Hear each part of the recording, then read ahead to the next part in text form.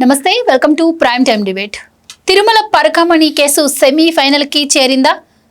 ఎందుకు అంటే అధికారులు భూమన కరుణాకర్ రెడ్డికి నోటీసులు ఇచ్చారు. ఇక నెక్స్ట్ ఏం జరగబోతుంది?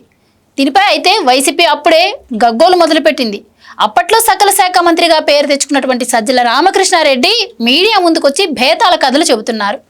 అసలు అక్కడ జరుగుతున్నది ఏంటి, ఆయన చెబుతున్నది ఏంటి, పరకామణి అంశం ఏ మలుపు తిరగబోతుంది, ఇలాంటి విషయాలన్నీ ఈ రోజు డిబేట్లో చర్చిద్దాం. మనతో పాటు డిబేట్లో పార్టిసిపేట్ చేసేందుకు స్టూడియోలో ఉన్నారు సీనియర్ జర్నలిస్ట్ సత్యమూర్తి గారు, అలాగే మరో సీనియర్ పొలిటికల్ అనలిస్ట్ అంకమరావు గారు. నమస్కారం సార్. నమస్కారం అండి. అంకమరావు గారు, ఈ పరకామణి కేసు ఏదైతే ఉందో సతీష్ అంటే కీలక సాక్షి అయినటువంటి సతీష్ మరణానికి ముందు మరణం తర్వాత అన్నట్టుందండి. ఎందుకంటే సతీష్ మరణించక ముందు కూడా కరుణాకర్ రెడ్డి గారిని ఒకసారి విచారణకు పిలవడం జరిగింది.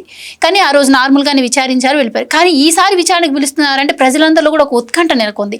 ఏంటి మరి ఈయన మరణం తర్వాత ఏంటి అరెస్ట్ చేయబోతున్నారా, ఈయనకి ఏమన్నా లింక్ ఉందా? ఎందుకంటే ప్రచారాలు కూడా ఆ విధంగా జరిగాయి కాబట్టి అని చెప్పి ఒక చర్చ నడుస్తోంది. సో ఏ విధంగా ఉండబోతుంది అంటారు? పరకామణికి సంబంధించినంత వరకు సెమీఫైనల్స్ పూర్తయిపోయింది, రిజల్ట్ కూడా వచ్చేసింది. కాకపోతే ఆటం మాత్రమే మిగిలింది. రిజల్ట్ కూడా వచ్చేసింది, దాంట్లో ఎలాంటి సందేహం కూడా ఏం లేదు. మీరు ఎలా చెప్పగలుగుతున్నారు రిజల్ట్ వచ్చాదని? ఇంకా ఆయన విచారణతో సంబంధం లేదు. ఇది మామూలుగా ఆట పూర్తయిపోయిందని ఎందుకన్నానంటే, నేను సుబ్బారెడ్డి అనే అతను 4 సంవత్సరాలు తిరుమల తిరుపతి దేవస్థానానికి చైర్మన్గా వ్యవహరించాడు. కరుణాకర్ రెడ్డి అందుట్లో మెంబర్. చివరి సంవత్సరం ఇతను వ్యవహరించాడు. ధర్మారెడ్డి హయాంలో కేసు పెట్టారు, కరుణాకర్ రెడ్డి హయాంలో రాజీ పెట్టి కేసు క్లోజ్ చేశారు. కరుణాకర్ రెడ్డి హయాంలోనే కదా లోక్ అదాలత్లో రాజీ పెట్టి క్లోజ్ చేసింది. ఒక తిరుమల తిరుపతి వెంకన్న స్వామికి సంబంధించినటువంటిది కేసు పెట్టిన తర్వాత, న్యాయస్థానంలో ఉన్న తర్వాత లోక్ అదాలత్లో రాజీ పెట్టే అవకాశం అనేది లేదు, పెట్టకూడదు. కానీ ఎలా పెట్టాడు కరుణాకర్ రెడ్డి? ఇక్కడే దాని ప్రకారం అర్థమైపోతా ఉంది కదా. అంటే కరుణాకర్ రెడ్డి అక్కడ రాజీ కుదిర్చారని చెప్పి ఎవరైనా ఎంక్వైరీలో వాళ్ళు వివరాలు వెల్లడించడం ఏమైనా జరిగిందా? జరిగింది, చేశారు. చాలా మంది చెప్పడం కూడా అయిపోయింది. రెండోది ఏంటంటే, ఎవరైతే ఇప్పుడు సతీష్ కుమార్ అనే అతను చంపబడ్డాడో అతనికి సంబంధించి ఆ రోజు ఇతని మీద కేసు పెట్టింది అతనే కదా, రవికుమార్ మీద. ఆ రోజు సీసీ కెమెరాల్లో 90 నోట్లు అంటే $9,000 $9,000 దొరికినాయి అతని దగ్గర. కానీ $90 మాత్రమే దొరికినట్టు చూపించారు. కేసు నమోదు చేయడం కూడా జరిగింది. ఇప్పుడు ఈరోజు మీరు ఇందా చెప్పినట్టు సకల శాఖ మంత్రి గారు సెలవిచ్చింది ఏందయ్యా అంటే, ఈ పరకామణికి సంబంధించి వీళ్ళు ఎలా చెబుతారు, వీళ్ళకి ఎలా తెలుసు, అతను ఆత్మహత్య చేసుకున్నాడని చెప్పిన అతని మానసిక స్థితిని బట్టి, అతను 10 మందికి చెప్పిన దాన్ని బట్టి ఆత్మహత్య చేసుకున్నాడని చెప్పిన అభిప్రాయం కలుగుతూ ఉంది. అదేమీ తెలియతలకే పోస్ట్ మార్టం కూడా చేయలేదు, పోలీసులు ఎలా చెబుతారని చెప్పి మాట్లాడుతున్నాడు. పోస్ట్ మార్టం రిపోర్ట్లో అతని తల వెనక భాగాన బలమైనటువంటి ఆయుధంతో దెబ్బ తగిలిందని ఉంది. ఎముకలు మొత్తం దెబ్బతిని ఉన్నాయి. ఎముకలు మొత్తం ఎప్పుడు దెబ్బతింటాయి? ఎవరన్నా కొడితే, లేదంటే ఏదన్నా మిషన్లో పడితే, నుగ్గైపోతే అప్పుడు జరుగుతాయి. మరి ఇతను ట్రైల్లోంచి దూకితానికి, రెండోది ఇప్పుడు అనుమానానికి బలపడటానికి ఇంకో కారణం ఏంటి, చంపేశారని. ఆ బోగీలో సీసీ కెమెరా ఎందుకు పనిచేయట్లేదు? అదే బోగీలో సీసీ కెమెరా ఎందుకు పనిచేయట్లేదు? రెండోది, అతన్ని అంతకుముందు ప్రెజర్ చేశారు, ఒత్తిడి చేశారు, ఇబ్బంది పెట్టారని అనుకుందాం. కాసేపు సన్నిహితులకు చెబుతాడు, వీళ్ళ దగ్గరకు వచ్చి బతిలాడుకునేవాడు కదా, ఇట్లా జరిగింది మీరున్నప్పుడే కదా ఇట్లా చేశారు, మన నా మీద ఇట్లా ఒత్తిడి పెడతారని. రెండోసారి విచారణకి ఎందుకు వెళ్తున్నాడు? రెండోసారి అతను ఇబ్బంది పెడితే రెండోసారి విచారణకి ఎందుకు వెళ్తున్నాడు? అంతకుముందు ఇబ్బందులు పడితే భయం ఉంటుంది కదా. పోయినసారి నన్ను ఇలా చేశారు, ఇబ్బందులు పెడుతున్నారు, బలవంతం చేస్తున్నారు నన్ను, ఇప్పుడు నన్ను ఏం చేస్తారని చెప్పి తోడన్నా తీసుకెళ్ళేవాడు కదా, సమాచారం అయితే ఇచ్చేవాడు కదా. అంటే అతను ధైర్యంగా ఎందుకు వెళ్ళాడు? అంతకుముందు అతను ఇబ్బందులు పెట్టలేదు. కళ్ళ ముందు కనపడ్డాయి కదా సీసీ కెమెరాలు, దాంట్లో ఉండి చూపించి అడిగారు, వాస్తవం చెప్పాడు అతను. చెప్పిన దాని ప్రకారమే వాళ్ళు విచారణ మొదలుపెట్టారు. మరి అతను ఎక్కడ ఒత్తిడి తీసుకొచ్చారు? భార్యకి చెప్పాలా, లేకపోతే కుటుంబ సభ్యులకు చెప్పుకోవాలా, స్నేహితుడికి చెప్పుకోవాలా? సరే ఇలా చెప్పలేదు అనుకుందాం, ఇలా ముగ్గురు కన్నా చెప్పాలి కదా. బంధువులందరూ క్లియర్గా చెప్తున్నారు చిన్నప్పటి నుంచి కష్టపడి పెరిగినటువంటి వ్యక్తి ఇలాంటి వాడికి అసలు ఆయన భయపడ్డం అని కూడా. ఏ డిపార్ట్మెంట్లో ఉన్నాడు, ఏ డిపార్ట్మెంట్లో పనిచేశాడు, దీన్ని బట్టే అర్థం చేసుకోవాలి కదా. అంటే కాకమ్మ కథలు చెప్తే ఎట్లా? ఈరోజు బేతాల కథల్లాగా చెప్పుకుంటా ముందుకు వచ్చేసి వీళ్ళు ఈరోజు కప్పించుకోవడానికి చెబుతా ఉంటే కరుణాకర్ రెడ్డి సరే దీని గురించి పోలీసులు మాట్లాడాడు. కరుణాకర్ రెడ్డి ఆత్మహత్యను ఎవరు చెప్పారు కరుణాకర్ రెడ్డికి? ఆ విషయాన్ని ఆయన ఇప్పుడు ఇందాక చెప్పడం జరిగింది. అంటే అతను ప్రభుత్వం అంటే అధికారుల చేతిలో ఒత్తిడికి గురవుతున్నాడు, ఒత్తిడికి గురవుతాడు కాబట్టి ఆయన ఆత్మహత్య చేసుకున్నాడని చెప్పి మేము ఊహించి అన్నాము. అంత మాత్రాన తప్పే ఉంది అంటే మేము అధికారంలో లేవు కదా ఎలాగ చనిపోయాడని వెంటనే చెప్పడానికి. మేము ప్రతిపక్షంలో ఉన్నాం కాబట్టి ఆయన ఎంక్వైరీకి హాజరవుతున్నారు కాబట్టి అతను ఇబ్బందులకు గురయ్యాడు, ప్రెజర్కి లోనయ్యాడు కాబట్టి చనిపోయి ఉంటాడని చెప్పి మేము అన్నాము. దాని మాత్రం తప్పే ఉంది అన్నట్టు ఆయన అన్నారు ఇందాక. అంటే ఒక మాట అంటేనో ఒక అభాండం వేస్తేనో సరిపోయిద్దా? అంటే నీ ఊహాగానాలకు ఒప్పుకుంటారా? అదే కదా ఇప్పుడు విచారణ దొరుకుతుంది వాళ్ళు. దానికోసం మీకు అంత వణుకెందుకు? ఇప్పుడు నువ్వు వచ్చి బయటకు వచ్చి ఎందుకు మాట్లాడావు? సజ్జల రామకృష్ణారెడ్డికి ఏం పని? సజ్జల రామకృష్ణారెడ్డి ఎన్ని అబద్ధాలు మాట్లాడాడు? ఇప్పుడు ఎన్ని అబద్ధాలు మాట్లాడాడు పరకామణికి సంబంధించి, అతని ఆస్తుల గురించి. నీకు అతని ఉద్యోగం ఎంత? అతను అంతకుముందు ఎక్కడ పనిచేశాడు? అతను తీసుకొచ్చి ఇక్కడ నియమించింది ఎవరు? నియమించిన తర్వాత అతనికి ఉద్యోగం ఎంత, జీతం ఎంత? మరి అతని దగ్గర నుంచి మీరు చెప్పే లెక్క ప్రకారం ప్రభుత్వ లెక్కల ప్రకారం చూసుకుంటా ఉంటే, అంటే విలువ ప్రభుత్వం ముఖ విలువ చూసుకుంటా ఉంటే 14,28,00,000 రూపాయలు వాళ్ళు చెబుతున్నారు. అంతేగా సత్యమూర్తి గారు? దాన్ని కరుణాకర్ రెడ్డి అంతకుముందు ఏం చెప్పాడు? 40 కోట్లు విలువైనటువంటి ఆస్తుల్ని దేవదేవుడి పేరు రాయించామని చెప్పి చెప్పాడు. అతను ఉద్యోగం ఎంత, అతను ఎంత సంపాదించాడు, దీన్ని బట్టి చెప్పాలి కదా మరి వాళ్ళు. అంటే ఈ పెద్దల హస్తం లేకుండా వెనకమాల ఎవరు లేకుండా ఇన్ని చేసిన తర్వాత రాజీ పెట్టి ఆ ఆస్తులకు సంబంధించి దేవదేవుడికి సంబంధించి ఒక దొంగని దాతం చేశారు కదండి. ఇక్కడ అతను దొంగను దాతం చేస్తారా? ఆ హక్కు వీళ్ళకుందా? ఎవరిచ్చారు వీళ్ళకి ఆ హక్కు? అంటే బోర్డు చైర్మన్ కనీసం వాళ్ళకంటూ ఒక బోర్డుకు సంబంధించిన సలహాదారులు ఉంటారు కదా, న్యాయ సలహాదారులు ఉంటారు కదా. వాళ్ళకి పంపించిన తర్వాత వాళ్ళు ఏం చెప్తారో దాని ప్రకారం కదా వీళ్ళు నడుచుకోవాల్సింది. వీళ్ళ సొంత నిర్ణయం తీసుకుంటారా? సుబ్బారెడ్డి, కరుణాకర్ రెడ్డి అంటే వాళ్ళ సొంతమా అది? కనీసం ప్రభుత్వ పెద్దలకు కూడా వినియోగించుకోరా? ఎవరు సలహాలు తీసుకోకుండా, ఎవరి ప్రమేయం లేకుండా వీళ్ళు సొంత నిర్ణయాలు తీసుకొని ఈరోజు మమ్మల్ని అంటున్నారు అంటే నిస్సందేహంగా అంటారు. బాధ్యులు వీళ్ళే కాబట్టి. పరకామణికి సంబంధించినటువంటి అన్ని విషయాలు కూడా కూలంకుషంగా ఈరోజు కరుణాకర్ రెడ్డి కనుసన్నల్లోనే జరిగింది అనేది వాస్తవం.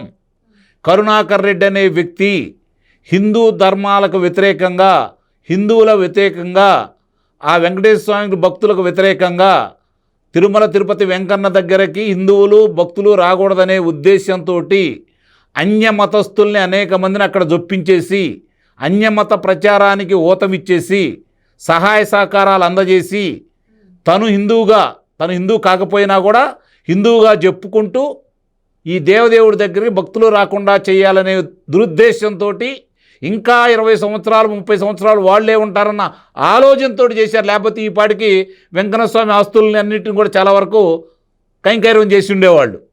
అలాంటి వ్యక్తి కరుణాకర్ రెడ్డి. సుబ్బారెడ్డి చైర్మన్ అయినా కూడా నాకు తెలిసినంత వరకు చక్రం తిప్పి కార్యక్రమాలన్నీ నిర్వహించింది కూడా కరుణాకర్ రెడ్డి.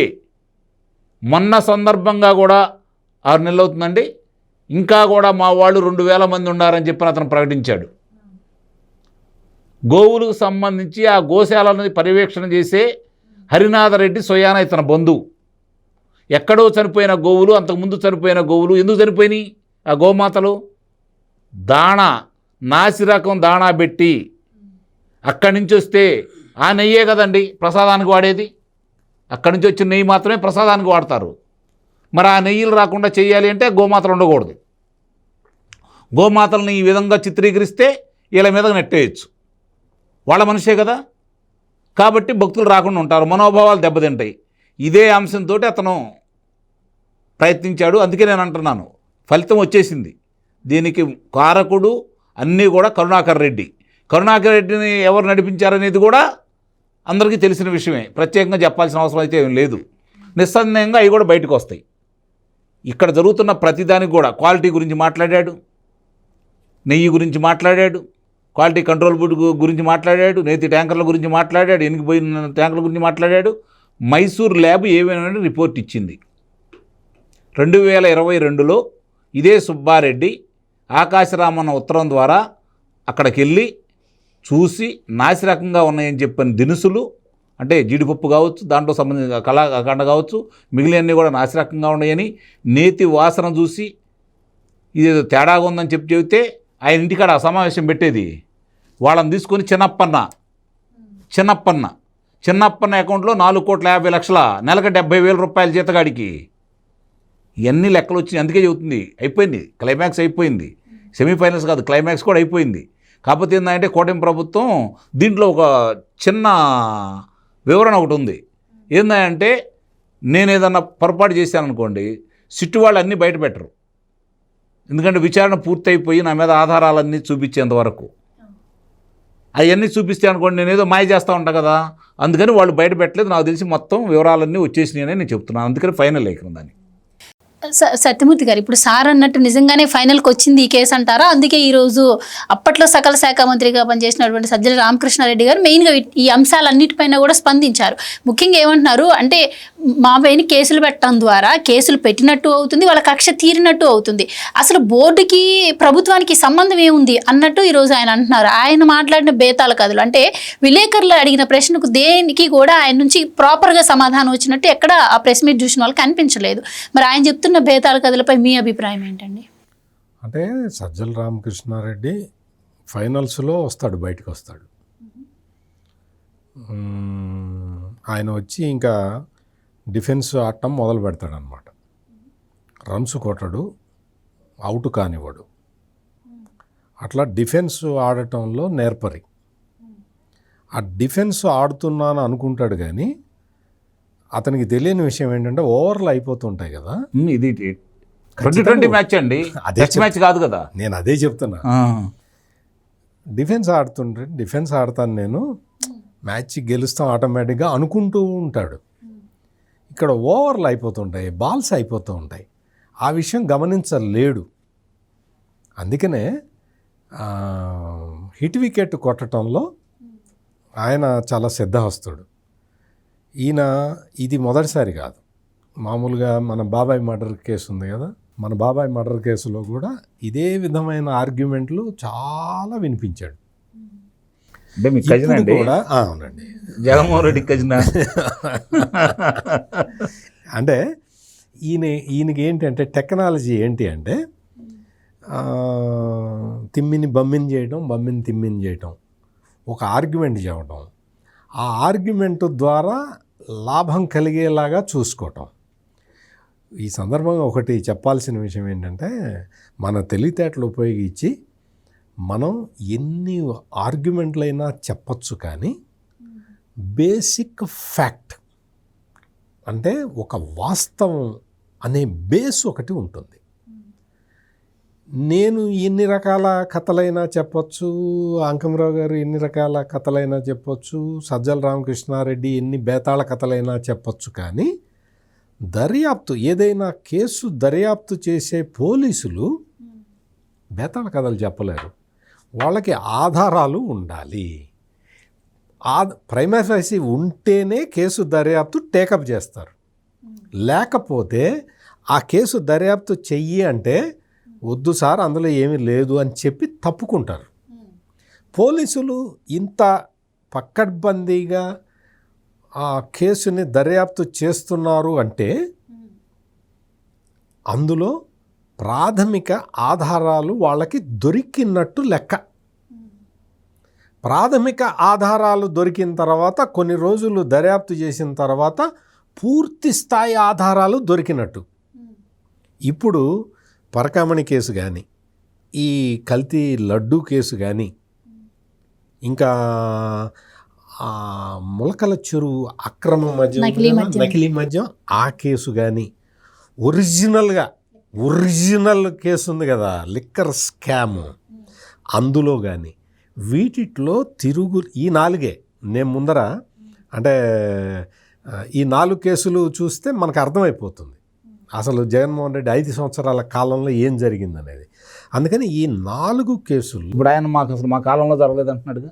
అసలు నేను అదే చెప్తా, అది కూడా ఇంత పెద్ద పెద్ద ఆరోపణలు కూడా సింపుల్ గా ఒకే డైవర్షన్ పాలిటిక్స్ తో ఎగ్జాక్ట్లీ అవును. మీకు అదే ఆ దగ్గరికి వస్తాను నేను.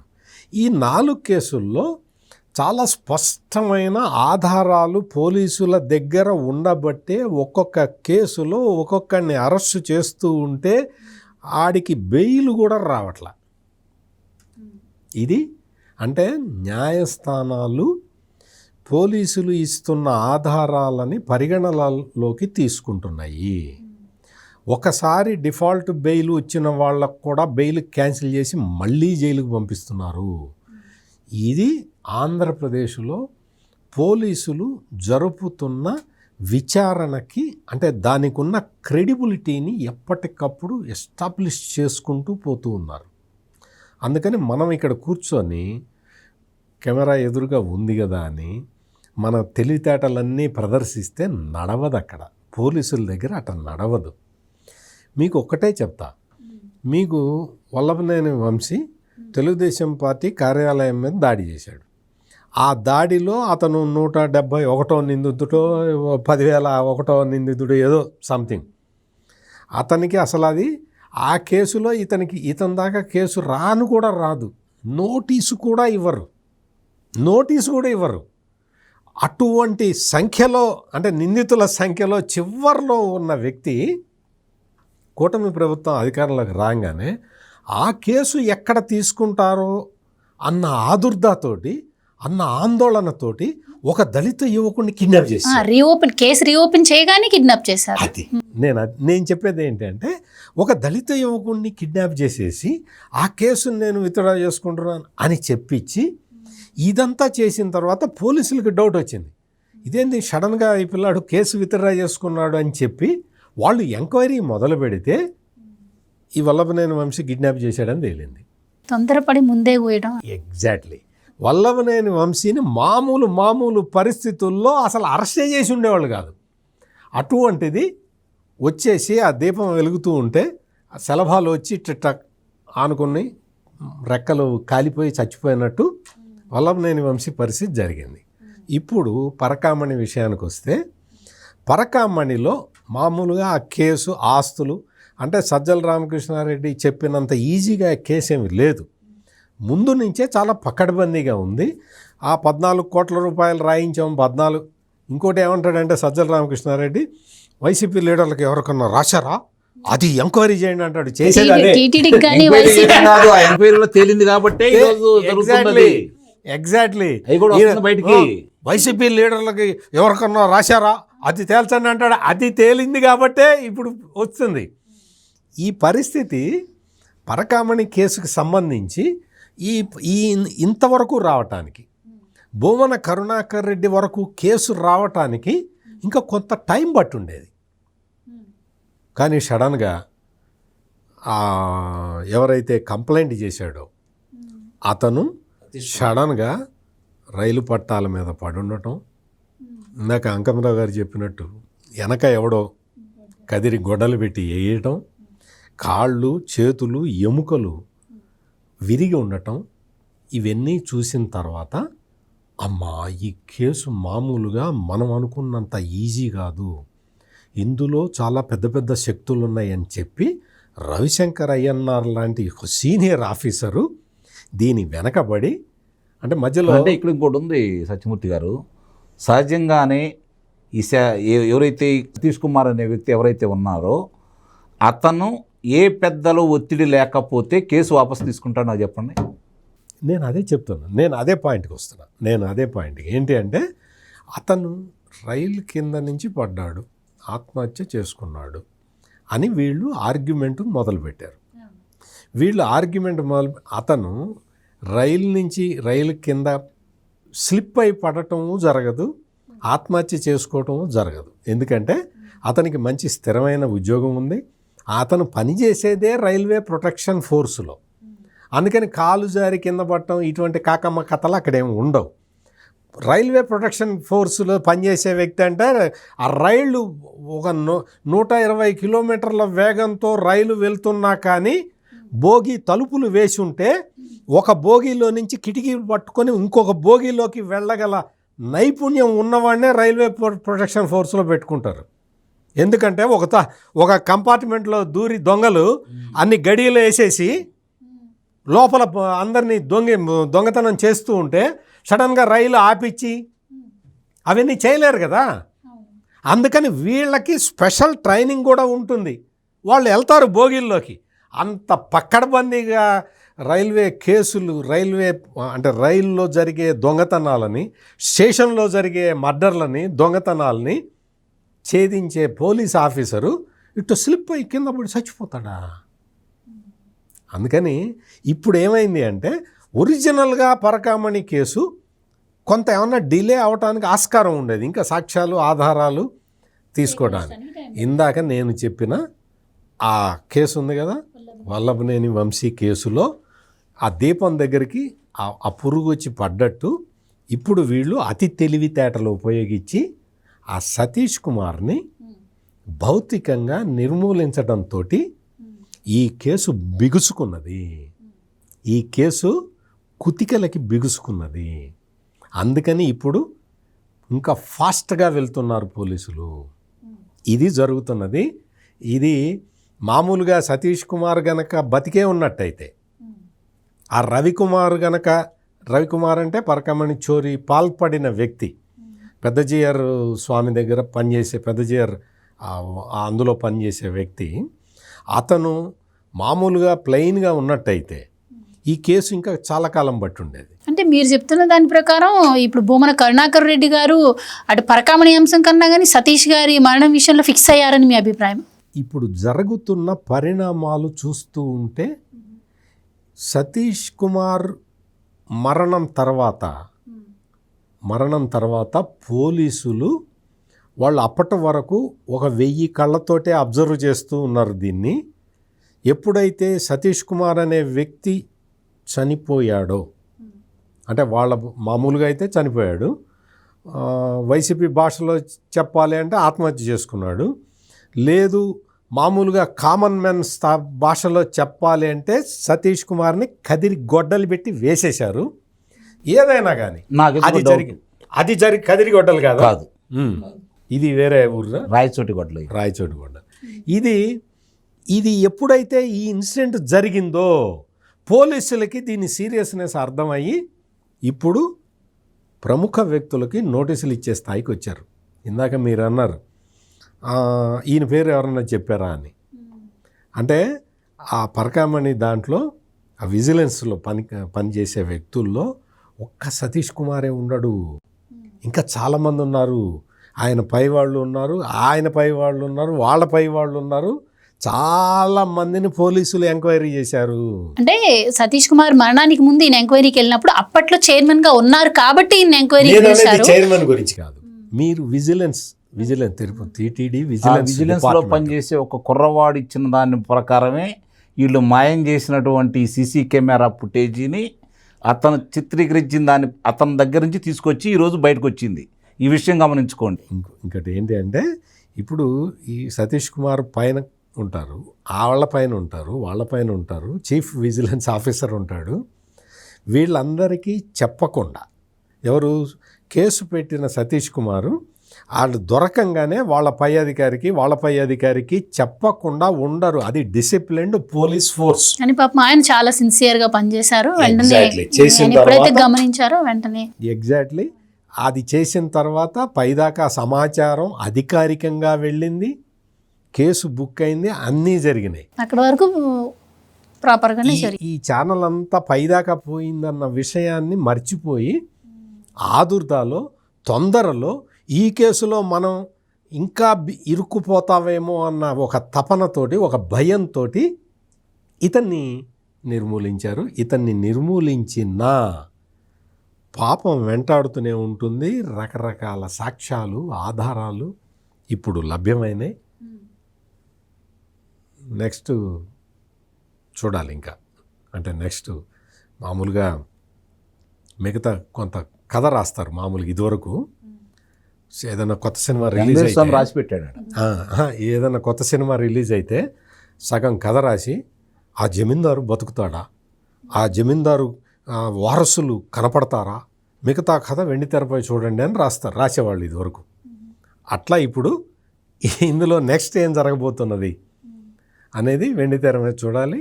ఖచ్చితంగా వెంకటేశ్వర స్వామి ఉన్నాడు అని పదే పదే మనకి సాక్షాత్కారం అవుతూనే ఉన్నది. సరే, లడ్డు అంశం ఏదైతే ఉందో దీనిపైన మాకు రాష్ట్ర ప్రభుత్వం ఏర్పాటు చేసిన సిట్ మీద నమ్మకం లేదు అని చెప్పి సుప్రీంకోర్టు దాకా వెళ్ళి స్పెషల్ ఇన్వెస్టిగేషన్ టీంని ఏర్పాటు చేసుకున్నారు. ఆ స్పెషల్ ఇన్వెస్టిగేషన్ టీమే వైవి సుబ్బారెడ్డిని నీ బ్యాంక్ డీటెయిల్స్ ఇవ్వమంటే ఆయన ఇవ్వకుండా అది నా వ్యక్తిగతం అని చెప్పి తప్పించుకున్నారు. సో విచారణకి పిలిస్తే నేనే అధికారులకి కొన్ని సలహాలు ఇచ్చాను, 2014 నుంచి కూడా మీరు ఇంకా ఎంక్వైరీ చేసుకోండి అని చెప్పి మాట్లాడారని చెప్పి ఆయన సచ్చీలతను ప్రూవ్ చేసుకునే ప్రయత్నం మీడియా ముందు చేశారు. సో ఇక్కడ వరకు బాగానే ఉంది. ఈరోజు సజ్జల రామకృష్ణారెడ్డి మీడియా ముందుకు వచ్చి ఏమంటున్నారు, పరకామణి అంశంలో ఇవి ఏవైతే ఆస్తులు ఉన్నాయో ఈ కొటేషన్వి ఈ టీటీడీకి కానీ లేకపోతే వైసీపీ వాళ్ళు ఎవరైనా రాసుకున్నట్టు రిజిస్టర్ చేసుకున్నట్టు ఆధారాలు ఏమైనా ఉన్నాయా అవి తీసుకొచ్చి మాట్లాడిన అన్నట్టు అంటున్నారు. ఇక్కడ చూస్తే ఎలా మాట్లాడతారు మరి? లడ్డు అంశం తీసుకున్నట్టయితే మరి దాంట్లోనేమో ఆధారాలు ఇవ్వమంటే వాళ్ళు ఇవ్వరు, ఎలా చూడొచ్చు అంటారు? ఇంకా లడ్డు అంశంలో మళ్ళీ ఆయనే అప్పటి ప్రభుత్వానికి వ్యతిరేకంగా ఈరోజు సజ్జల గారు కూడా మాట్లాడటం జరుగుతుంది. ఏంటి క్లారిటీ లేని, పొంతం లేని వాటిని ఎలా చూడొచ్చు అంటారు? విచారణ అధికారులు అందులో సుప్రీం న్యాయస్థానం నియమించినటువంటి సిట్ ఇది. 2 సిబిఐ అధికారులు, 2 రాష్ట్ర అధికారులు, ఒకళ్ళు భారతదేశ వ్యాప్తంగా ఉన్న ఫుడ్ సెక్యూరిటీ అండ్ సేఫ్టీ అధికారులు ఒకళ్ళు నియమించుకొని 5 ద్వారా ఈ ఎంక్వైరీ స్టార్ట్ చేశారు. సుబ్బారెడ్డి నేను మీకు ఎందుకు ఇవ్వాలి అంటే ఏది చేసి ఎట్లా తీసుకోవాలో వాళ్ళకి తెలుసు, దాని గురించి ఎలాంటి సందేహం అయితే లేదు. వాళ్ళు ఏంటంటే అన్నీ వాళ్ళ దగ్గర ఉన్నాయి, ఇంకా వాళ్ళ దగ్గర లేవు అనుకుంటున్నాడు సుబ్బారెడ్డి. అన్నీ ఉండబట్టే చిన్నప్పన సంబంధించినటువంటి లావాదేవీలకు సంబంధించి అతని అకౌంట్ నుంచి ఎవరెవరి అకౌంట్కి వచ్చి అని చెప్పి వివరాలు వచ్చిన తర్వాత మాత్రమే వాళ్ళు ముందుకెళ్తున్నారు. ఈ ముందుకెళ్ళే క్రమంలో వీళ్ళకి అర్థమైపోయి ఈరోజు నేను ఇవ్వను అని చెప్పని తప్పించుకోవడానికి ప్రయత్నం చేస్తున్నాడు. ఇప్పుడు దీన్ని బట్టి మనకు అర్థం చేసుకోవాల్సింది ఏంటంటే సుబ్బారెడ్డి పారదర్శకంగా ఉండి ఆయన సొంత వ్యాపారాలకు సంబంధించినటువంటి లావాదేవీలే అతని ఖాతాలో కనుక ఉండటైతే ఇసిరేసేవాడు. చూసుకోండి ఏమనుకుంటున్నారు నన్ను, నేను ముక్కుసూటిగా ఉంటాను, నా వ్యాపారాలు ఇవి, నేను ఈ విధంగా నిజాయితీగా చేయగలను, పలానా సత్యమూర్తి గారికి నేను ఈ సరుకు అమ్మాను నాకు ఇంత పంపించాడు, పలానాళ్ళకి సరుకు అమ్మాను నాకు ఇంత పంపించాడు, నేను పలానాళ్ళకి ఇచ్చాను చూసుకోండి నా ఆడిట్ అంటాడు. మరి ఎందుకు దాస్తున్నాడు అంటే అక్కడే లొసుకులు ఉన్నాయని స్పష్టంగా అర్థమైపోతూ ఉంది. ఇక్కడ అతను ఇచ్చినా ఇకపోయినా ఇందాక నేను చెప్పినట్లు ఆధారాలు వాళ్ళు సేకరించి పెట్టారు. ఆధారాలు ముందు పెట్టిన తర్వాత అతను బయటకు వచ్చి ఏం చెప్పాడని తీసేయండి. 7 గంటల సేపు ఇదే చెప్పాడా? 7 గంటల విచారణ జరిగింది, 1 గంట 2 గంటలు కాదు, 7 గంటల విచారణ జరిగింది. ఈ ప్రభుత్వం పారదర్శకంగా చేస్తుంది కాబట్టే రామోజీరావు గారు రామోజీరావు గారిని విచారించడానికి వచ్చిన సందర్భంగా ఆ ఫోటోలు లీక్ చేసి వాళ్ళు ఆనందభరితులయ్యారు. వీడియో లీక్ చేశారు, ఫోటోలు చేశారు, వీడియో లీక్ చేశారు. ఈరోజు వీళ్ళు అక్కడ ఏం జరిగింది ఇంతవరకు బయట ప్రపంచానికి తెలియనియకుండా వాళ్ళు ఎన్ని మాట్లాడుకుంటున్నా వాళ్ళ పని వాళ్ళు చేసుకుంటూ వెళ్ళిపోతానే ఉన్నారు. కారణం ఏంటంటే ఆధారాలు ఉన్నాయి కాబట్టి, బయటికి వెళ్ళటానికి వీలు లేదు కాబట్టి, చక్రబంధంలో ఇరుక్కున్నారు కాబట్టి, వాళ్ళు చేసిన ప్రతి మోసం కూడా దాంట్లో పొందుపరిచి ఉంది కాబట్టి, వాళ్ళు ఎక్కడైతే బోలేబాబా డైరీకి సంబంధించి పోమిల్ జైను విపిన్ జైను సంబంధించిన వాళ్ళిద్దరు కూడా వాళ్ళు డ్రైవర్ల స్థాయి నుంచి ఎట్లా దానికి ఓనర్లు అయ్యారు, దానికి సంబంధించిన ఇందాక నేను చెప్పినట్టు 22వ సంవత్సరం నాడు దాన్ని తొలగించేసి వాళ్ళకి అడ్రస్ని ఇవ్వకుండా ఆపేసిన తర్వాత వాళ్ళు వచ్చి మళ్ళీ వైష్ణవి డైరీలో ఎలా జాయిన్ అయ్యారు, ఏఆర్ డైరీ నుంచి ఎలా తీసుకొచ్చారు అని చెప్పిన వివరాలన్నీ ఉన్న తర్వాత వాళ్ళు సుబ్బారెడ్డి ఇంటికి వచ్చి మీటింగ్లో ఏర్పాట్లో వాళ్ళు పాలు పంచుకున్నారు చిన్నప్పన ద్వారా. ఇన్ని వివరాలు వీళ్ళు సేకరించిన తర్వాత మాత్రమే ముందుకెళ్తానే ఉన్నారు. కాబట్టి ఇక్కడ వాళ్ళు ఇప్పుడు జైల్లోనే ఉన్నారు కదా, వాళ్ళకి సంబంధించిన వివరాలన్నీ తీసుకున్నారు కదా. దానికి సంబంధించి ఎవరైతే అజయ్ కుమార్ సుగంధ్ అనే వ్యక్తి ఈ కెమికల్స్ ద్వారా తయారు చేసిన 6,50,000 కిలోల కెమికల్స్ని తెప్పించి అతను వీళ్ళకి అందజేస్తే బోలేబాబా డైరీ వాళ్ళకి వాళ్ళు 68,50,000 కిలోల నెయ్యిని, అంటే నెయ్యి లాంటి దాన్ని తయారు చేసి వీళ్ళకి అందజేశారు కదా. ఇవన్నీ బయటకు వచ్చిన తర్వాతే కదా ఇవన్నీ చూసుకుంది. ఇందాక నేను చెప్పినట్టు మైసూర్ ల్యాబ్లో టెస్ట్ చేశారు. టెస్ట్ చేసిన తర్వాత మామూలుగా సహజంగానే మనకేదన్నా సంబంధించి మనకేదన్నా నష్టం జరిగితే నష్టం చేసిన వాళ్ళ మీద మాకు ఇట్లా నష్టం చేశామని చెప్పి కోర్టుకు వెళ్తాం. అవునా? వాళ్ళు ఇచ్చిన ఒప్పందానికి విరుద్ధంగా చేశారు, నాకు ఇంత నష్టం వచ్చిందని చెప్పి నష్టపరిహారం మనం కోరతాం. మరి వీళ్ళు ఎందుకు బోలేబాబా డైరీ మీద చర్యలు తీసుకోలేదు, వాళ్ళ మీద ఎందుకు కేసు పుటప్ చేయలేదు? ఇక్కడే అర్థమైపోతా ఉంది కదా, వాళ్ళ దగ్గర ముడుపులు తీసుకొని నువ్వు ఖాళీ కూర్చున్నావని చెప్పని. ఆ ముడుపులకి ఎవరిని నియమించావు? నువ్వు చిన్నప్పని నియమించావు. ఎవరి పర్యవేక్షణలో జరిగింది ఇది? కరుణాకర్ రెడ్డి పర్యవేక్షణలో జరిగింది. కరుణాకర్ రెడ్డికి ఎందుకు అప్పచెప్పారు? మాయలు, మంత్రాలు, టక్కు టమారా గోకర్ణ విద్యలన్నీ తెలిసి వీటిని మసిపూచి మారేడిగాయలు చేసి హైందవ ధర్మానికి ప్రతీకగా నిలుస్తూ ఓ స్వామీజీ అవతారం ఇచ్చి మాట్లాడతాడు కాబట్టి అతన్ని నియమించుకున్నారు. ఇక్కడ బెడిసికొట్టింది. ఎందుకంటే ప్రారంభం నుంచి చూడండి, ఇది 4వసారి కదా అతను చెప్పిన ప్రతి మాట ఎదురు తిరిగి వాళ్ళు చేసిన తప్పులు ఒక్కోటి బయటకు వస్తూ ఉన్నాయి. కరుణాకర్ రెడ్డి ఏది చెప్పాలని ప్రయత్నం చేసినా గోమాతల విషయంలో కావచ్చు, ఈ కల్తీ నెయ్యి విషయంలో కావచ్చు, లేదంటే మొన్న శనేశ్వరుడి విగ్రహానికి సంబంధించిన విషయంలో కావచ్చు, అన్ని విషయాల్లో కూడా వాళ్ళకే ఎదురు దెబ్బ తగులుతూ ఉంది. ఇదన్నీ ఎవరు నడిపిస్తున్నారు? చంద్రబాబు నాయుడు గారు నడిపించట్లా, లేకపోతే లోకేష్ బాబు గారు నడిపించట్లా, పవన్ కళ్యాణ్ నడిపించట్లా, ఆ దేవదేవుడే నడిపిస్తున్నాడు. ఆ దేవదేవుడే ఆయన ప్రథమ భక్తుడి చేత చెప్పించాడు కల్తీ గురించి, చంద్రబాబు నాయుడు గారి గురించి. ఆ తర్వాత ఆయనే నియమించుకున్నాడు బిఆర్ నాయుడు గారిని. ఇద్దరు కలిసి ఏం చేయాలో చక్కగా చేసుకుంటూ వెళ్ళిపోతానే ఉన్నారు. వీళ్ళు ఎన్ని అరుపులు అరిసినా, ఎన్ని విద్యలు ప్రదర్శించినా జరిగిన వాస్తవాలన్నీ కూడా ఈరోజు సామాన్యంగా భక్తుడికి కూడా అర్థమయ్యే రీతిలో ఒక్కోటి వీళ్ళు చెప్పుకుంటూ వెళ్తున్నారు. వాళ్ళు ఏమనుకుంటున్నారంటే మన గురించి ఏమి ప్రపంచానికి తెలియదు అనుకుంటున్నారు. విడమర్చి చెప్పుకుంటూ వెళ్తున్నారు వీళ్ళు. కాబట్టి స్పష్టంగా ఆధారాలతోటి వీళ్ళు ముందుకెళ్తానే ఉన్నారు. దాంట్లో ఎలాంటి సందేహం కూడా ఏమి లేదు. సరే, ఇటు లడ్డీ కల్తీ అంశం కావచ్చు, అటు పరకామణి అంశం కావచ్చు, అప్పటి చైర్మన్లుగా ఉన్నటువంటి ఇద్దరు కూడా ఫిక్స్ అయిపోయే పరిస్థితులు దాదాపుగా దగ్గర పడ్డట్టే కనిపిస్తున్నాయి. ఇది నిజంగా రాష్ట్రమే కాదు, ప్రపంచవ్యాప్తంగా కూడా ఒక సంచలనం అయ్యేటటువంటి అవకాశం ఉంటుంది. అసలేంటి వాళ్ళిద్దరు అరెస్ట్ కానీ జరిగింది, దాని తర్వాత పరిస్థితులు, వైసీపీ పరిస్థితి ఏంటంటారు? ఏ విధంగా ఉండబోతుందండి? అంటే మనం ఇక్కడ ఈ వేదిక మీద కూర్చొని మనం ఏదో ఊహించి చెప్పడం అనేది కరెక్ట్ కాదు. ఇక్కడ ఏంటి అంటే నేరం ఎస్టాబ్లిష్ అయిపోతున్నది. చాలా వేగంగా నేరాన్ని నిరూపిస్తూ ఉన్నారు. పోలీసు యంత్రాంగం చాలా పకడ్బందీగా చేస్తున్నది. అటు పరకామణి కేసులో కానీ, ఇటు కల్తీ లడ్డు విషయంలో కానీ చాలా వేగంగా దర్యాప్తు జరుగుతూ ఉన్నది. అందుకు మనం పోలీస్ అధికారులని అప్రిషియేట్ చేయాల్సి ఉంది. ఇక్కడ ఇంకోటి ఏంటి అంటే ఈ పోలీసులు ఈ దర్యాప్తు చేయటం ఇదంతా కూడా ఇదేదో మామూలు వ్యక్తులు కాదు, ఇవి మామూలు కేసులు కాదు. ఇది చాలా ఇన్డెప్త్ పొలిటికల్ కాన్స్పిరసీ తోటి జరిగిన కేసులు ఇవన్నీ కూడా. చాలా పెద్ద పెద్ద ఆర్థికంగా చాలా తిరుగులేని బలవంతులైన కొంతమంది రాజకీయ నాయకుల ప్రమేయం ఉన్న కేసులు కాబట్టి ఇవి వాళ్ళు రకరకాలుగా అడ్డుపడుతూ ఉంటారు. ఒక రకంగా కాదు, కొన్ని వేల రకాలు, మనం ఊహించని విధంగా ఈ ధన మదాంధులందరూ అడ్డుపడుతూ ఉంటారు. ఇందులో భాగంగానే సాక్షులు లేచిపోతూ ఉంటారు. కొన్ని న్యాయస్థానాల్లో కొన్ని కేసులు పడుతూ ఉంటాయి. డిలే అవ్వటానికి అవకాశం చేసుకుంటూ ఉంటారు. వాళ్ళు అవకాశాలు కల్పించుకుంటూ ఉంటారు. వ్యవస్థల్ని తమకు అనుకూలంగా మార్చుకోవడానికి ప్రయత్నం చేస్తూ ఉంటారు.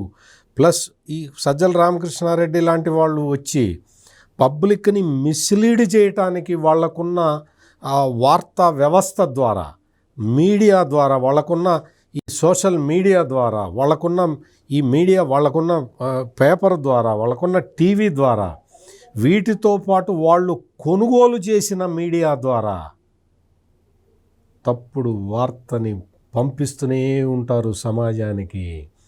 కొంతమంది మా వైపు అట్రాక్ట్ కాకపోతారా అన్న ఉద్దేశంతో తప్పుడు ప్రచారాలు చేస్తూనే ఉంటారు. సతీష్ని చంపుతారు, ఆ చెప్పింది గవర్నమెంట్ అని గవర్నమెంట్ మీదకి తోసేస్తారు.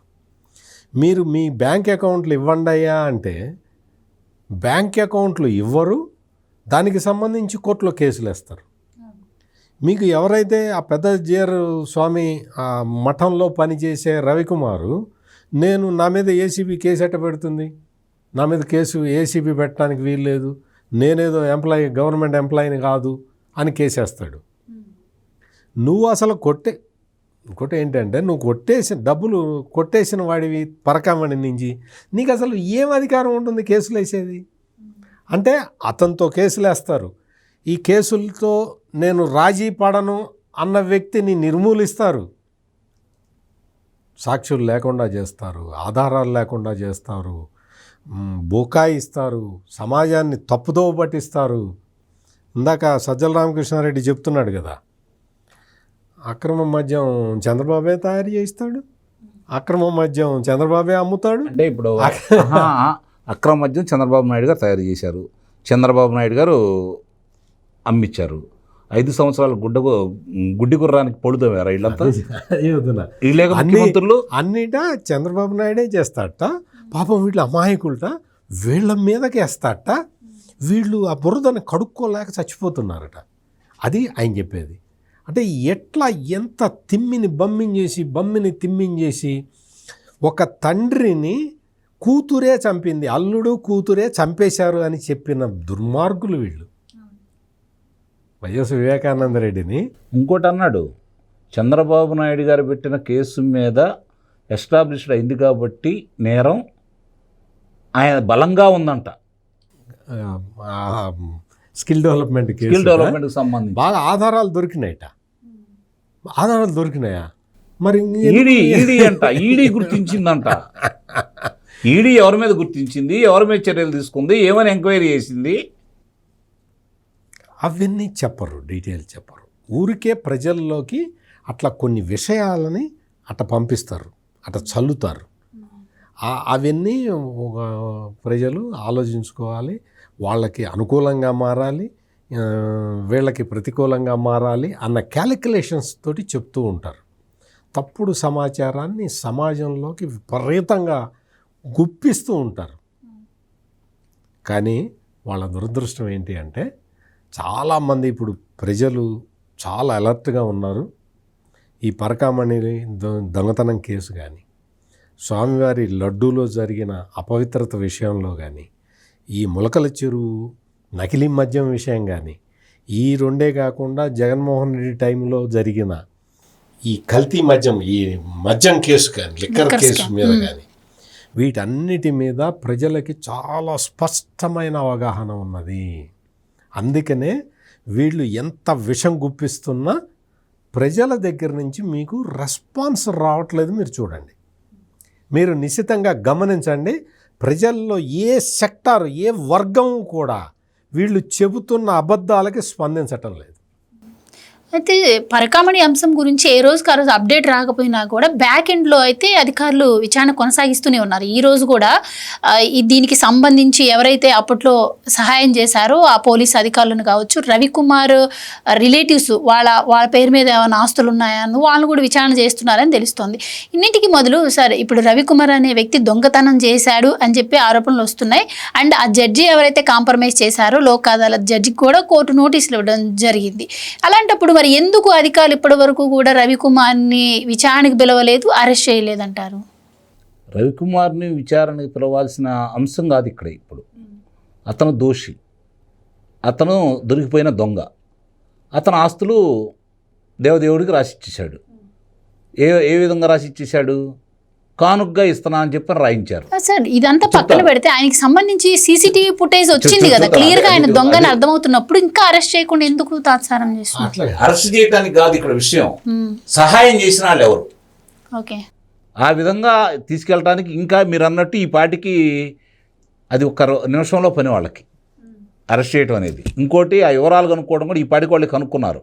కారణం ఏంటంటే తిరుపతిలో ఉన్నాడా, చెన్నైలో ఉన్నాడా, లేకపోతే అతని పేరు మీద మామూలుగా అతని భార్య పేరు మీద, లేకపోతే వాళ్ళ బంధువుల పేరు మీద, కుటుంబ సభ్యుల పేరు మీద ఆధార్ కార్డులు తీసుకొని లేదంటే పాన్ కార్డు తీసుకొని ఇట్లా కొట్టంగల్లోనే అతని పేరు మీద ఉన్న ఆస్తులు ఏంటి, బదలాయింపైన ఆస్తులు ఏంటి, ప్రజెంట్గా ఉన్నటువంటి బ్యాంక్ అకౌంట్ల వివరాలు ఏంటి, దాంట్లో ఉన్న అమౌంట్లు ఏంటని మొత్తం వస్తాయి. అవన్నీ వాళ్ళు తీసుకోకుండా ఉంటారా? ఇన్ని వివరాలు సేకరించిన వాళ్ళు అవి తెలియకుండా ఉంటారా? వీళ్ళు గగ్గోలు పెడితే మెలకండి ఊరుకుంటారా? చెప్పారనుకోండి, నా పేరు చెబుతారు సహజంగా, ఇదిగో పలానా వ్యక్తికి బదలాయింపైనవి అని చెప్పని, ఏమన్నా అతను కూడా లేపేస్తారు వీళ్ళు. అదే కదా జరుగుతుంది. అందుకని పోలీసులు అన్ని వివరాలు బయట పెట్టరు. వాళ్ళ పూర్తి వివరాలన్నీ తెలిసి వాళ్ళు దోషిగా నిర్ధారించిన తర్వాత మాత్రమే ఆ పేరు బయటికి తీసుకొస్తారు. కాబట్టి అన్ని వివరాలు వాళ్ళ దగ్గర ఉన్నాయి. లేవనుకుంటే మనకంటే పిచ్చాళ్ళు ఊరు ఉండరు. అరెస్ట్ ఎప్పుడు చేస్తారు? అరెస్ట్ చేస్తే అక్కడితో ఆగిపోయింది కదా. అరెస్ట్ చేస్తే రవికుమార్ తోటి ఆగిపోయింది. ఇది రవికుమార్ ఒప్పుకుంటాడు. అంతకన్నా పెద్ద కుట్ర ఉంది ఉంది కదా దీంట్లో. ఆ కుట్రను ఛేదించాలి. ఇంకోటి చెప్పనా, రవికుమార్ని అరెస్ట్ చేయటం పరిష్కారం కాదు ఇక్కడ. ఆ వెనక ఉన్న పెద్ద కుట్రని ఛేదించాలి. అది పోలీసులు చేస్తున్న పని. ఇంకోటి నాకు తెలిసిన సమాచారం చెబుతున్నాను నేను. అతను అప్రూవర్గా మాట్లాడడానికి సిద్ధంగా ఉన్నారు. ప్రభుత్వం తరపు నుంచి అతను రక్షణ కల్పిస్తాను అంటే అతను ఈరోజు అన్ని విషయాలు కూడా చెప్పగలడు. అతను కూడా భయం ఉంటుంది కదా జరుగుతున్న వివరాలన్నీ చూసిన తర్వాత. అందువల్లే తమ కుటుంబ సభ్యుల్ని ఏదో చేస్తారని బెదిరించారు కాబట్టి ఇంకా కూడా అతను వాస్తవాలు చెప్పడానికి భయపడిపోతున్నాడు. ఆ ఇన్సూరెన్స్ కనుక ప్రభుత్వం ఇవ్వగలిగితే అసలు సూత్రధారులందరూ కూడా బయటకు వస్తారు. ఆ క్రమంలో భాగంగానే అతను జోలికి వెళ్లకుండా మిగిలిన కార్యక్రమాలన్నీ నడుపుతున్నారు. నిస్సందేహంగా అతను కూడా ఇవన్నీ చూసిన తర్వాత ఇప్పుడు అతను కనుక ముందు తీసుకొచ్చారనుకోండి, వాళ్ళ కుటుంబ సభ్యులు రక్షించేది ఎవరు? ఇక్కడ ఏంటంటే ఇంకొక విషయం ఏంటంటే, ప్రతి కేసులో కూడా వైసీపీ ఆడే డ్రామాలు సేమ్ టు సేమ్ ఉంటాయి. వివేకానందరెడ్డి మర్డర్ కేసులో ఆయన కేసు దర్యాప్తు చేస్తున్న సిబిఐ అధికారి రామ్ సింగ్ మమ్మల్ని వేధిస్తున్నాడని చెప్పి కొంతమంది కేసులు పెట్టారు, కొంతమందితోటి కేసులు పెట్టించారు. అదే డ్రామా ఈ కేసులో ఉంటుంది, ఆ కేసులో ఉంటుంది. ఏ కేసులో అయినా ఇదే డ్రామా ఉంటుంది. సిబిఐ అధికారి వేధిస్తున్నాడు, సిబిఐ అధికారి వేధిస్తున్నాడు, సిబిఐ నిన్ను ఎందుకు వేధిస్తాడు? నువ్వు మర్డర్ చేస్తే వేధిస్తాడు. నువ్వు అసలు సిబిఐ అధికారి మీద కేసు పెట్టమంటే నీకు అధికారం ఉంది కాబట్టి, నువ్వు అధికారంలో ఉన్నావు కాబట్టి, నువ్వు ముఖ్యమంత్రిగా ఉన్నావు కాబట్టి సిబిఐ ఆఫీసర్ మీద కేసు పెట్టు. సేమ్ ఇప్పుడు నువ్వు పెట్టలేవు కాబట్టి అదే స్క్రిప్ట్ని తీసుకొచ్చి ఇక్కడ ఇంప్లిమెంట్ చేస్తావు సాక్షుల్ని. ఏమి అరాచకము! అధికారంలో ఉన్నప్పుడు అరాచకమే, అధికారం కోల్పోయిన తర్వాత అరాచకమే. కుట్రలు చేయటం ఏంటి? ఈ పనులన్నీ ఏంటి? పైగా వచ్చి పత్తిత్తు కబుర్లు వచ్చి మొత్తం చెప్పటం, మీడియాకు ముందరకు వచ్చి మేము చాలా అమాయకులం, డైవర్షన్ పాలిటిక్స్ చేస్తున్నారు. అన్నీ తేల్తాయి. పోలీసులు అదే పనిలో ఉన్నారు.